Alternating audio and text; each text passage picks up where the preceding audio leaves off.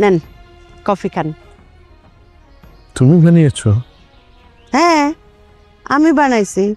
কেন আপনি ভাবছিলেন যে আপনার আদরে বৌমা সে বানায় নিয়ে আসছে? স্বামীরে বউ এই বাসায় নাই। নেন খান।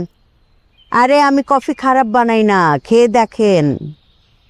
চুমুক দেন, বিষ মিশায় দেই নাই। আচ্ছা আমি কি খুব খারাপ মানুষ? বুঝতে পারছি। শুনেন, আমার বড় ছেলেরে আমি আদর করি কারণ সে ইনকাম করে, সারাটা দিন অনেক পরিশ্রম করে, তারে আদর করতেই হবে। ওইটুকু আদর তার প্রাপ্য।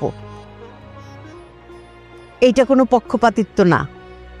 ছোট ছেলেরে বকা দেই, আমি চাই স্বামীর নিজের পায়ে দাঁড়াক, ফাহাদের কাছে ছোট হয়ে না থাকুক, তার জীবনটা সুন্দর হোক, সে যেন বড় গলায় কথা বলতে পারে। আমি তোমাকে কিছু বলেছি? কিছু বলতে হয় না, আপনার নীরবতাই সব বইলা দিতেছে। নীরব থেকেই সব কিছু বলে দেওয়া যায়। শোনেন, বড় বউটারে আদর করি, সবাই ভাবে ধনির দুলালি, তাই হ্যাঁ বড় লোকের মেয়েদেরকে আদর করতে হয়, ওইটাও তার প্রাপ্য। ছোট বউ তারে বকাঝকা করি, তাকে দিয়ে কাজ করাই, কারণ আমি বুঝে গেছিলাম যে এই মেয়েটা সংসারী, সংসারটা সে ভালো বুঝবে। রান্নাঘরের দায়িত্বটা তার হাতে তুলে দিছিলাম।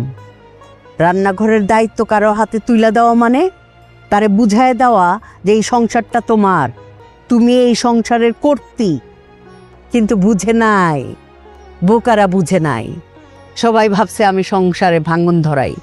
আমি যে কত কৌশলে এই সংসারটারে বাঁচায় রাখতে চাইছি সেটা কেউ বুঝে নাই। জানেন, ছোট বউটারে একদিন আদর করে বুকে জড়ায় ধরছিলাম।